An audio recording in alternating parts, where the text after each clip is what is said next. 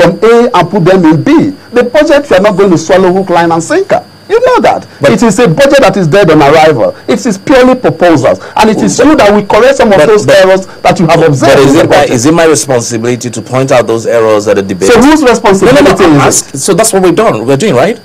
Pointing out those errors at the debate, right? Yeah, but so what's the problem with the committee level to go and find out precisely what the proposals are all about? So what's the point of the debate, of the budget debate? The budget debate is to probably look at... Was Honorable Gbajabiamila wrong in pointing that out? Well, I didn't see that particular document. He just mentioned it, that 700 million was proposed for. And that's just the tip of the iceberg of the irregularities.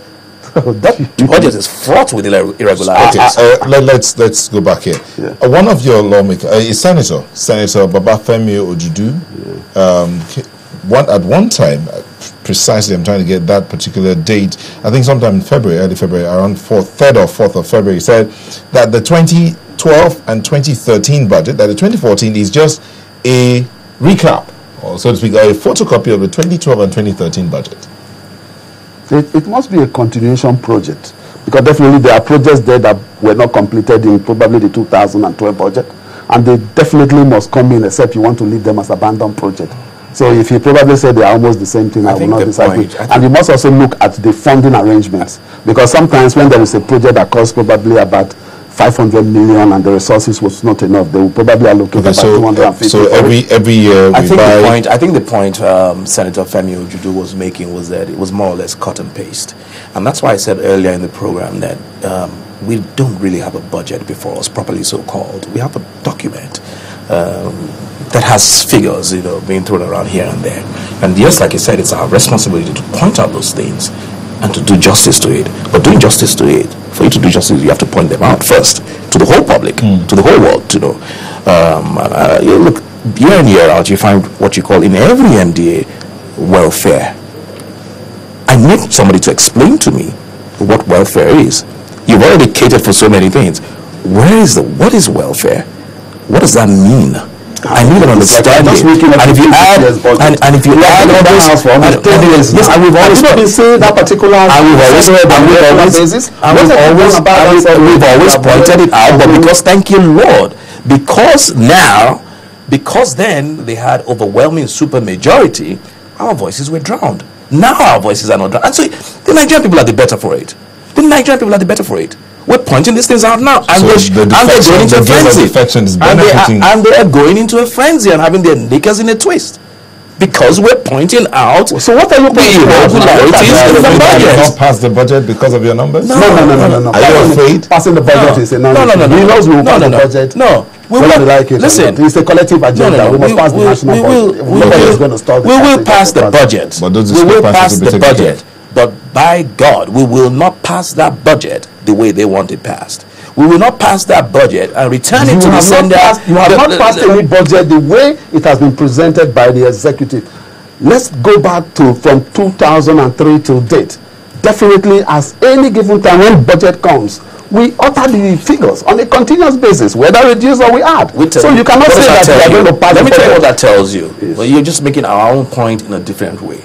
If year in, year out, you're altering, manipulating, and the executive accuses you of that anyway, of changing the budget, doing this, doing that. What does that say about those who prepared the budget, which is your party? Yeah, but sent it to you.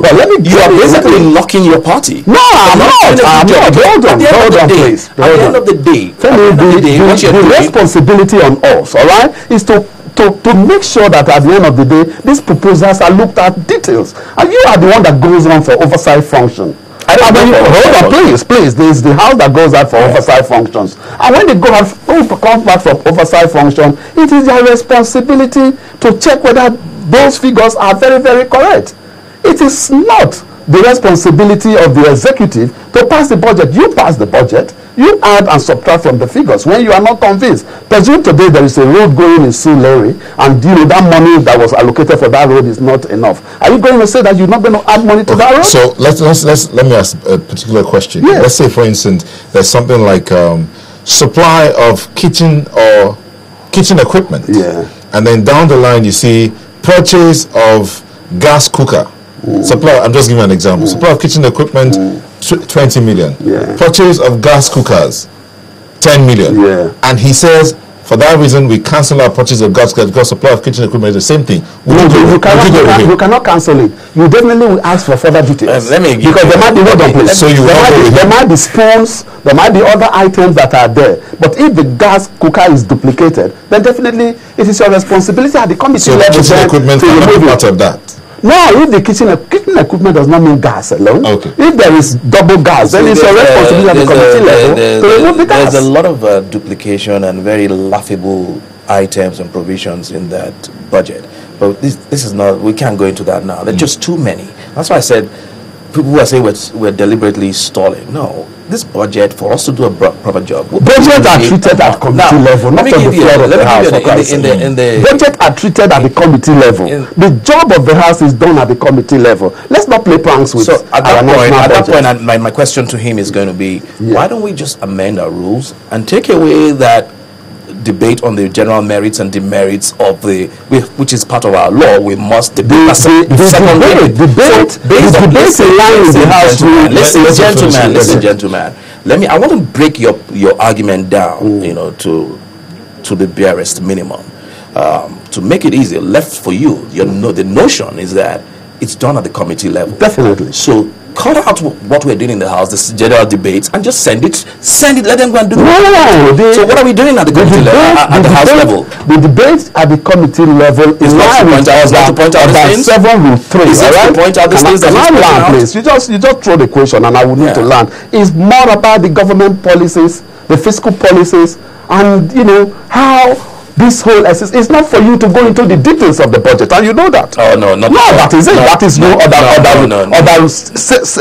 97 sub 3 of the house rule. No, sir. It is there, my brother. What you're debating is the general merits and demerits. No. Okay?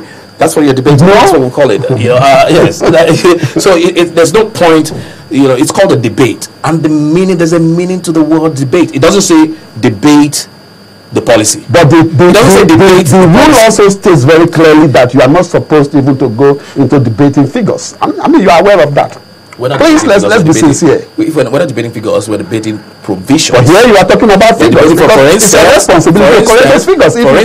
For instance, the education ministry has about 120 million naira budgeted for teaching. If I may come here, we will have to go on a quick break. We'll take a quick break, but just before we do that, let me see if we can take 1 or 2 tweets here. Ogor says, must we continue doing the same thing, wrong and illegality, passing budgets every year when the previous one has failed us? That's from Ogor. Maureen Kabrik says, I can't believe what Honorable Leo is saying, that the budget will be passed the way it is whether we like it or not. Wow. I don't know if he says that. No, I'm surprised. Ebi Bozimo says, do those grants standing over the 2014 budget recognize increases in recurrent expenditure come from payments due to retirees? Exactly. And also the ASU is being paid almost. Let me address that. Let me address that last issue. People are even talking about recurrent. Let me address that last issue about recurrent. This is one of the problems I had with the president not coming to present the budget, because when the president comes to present the budget, he comes with a speech. I have his 2013 speech.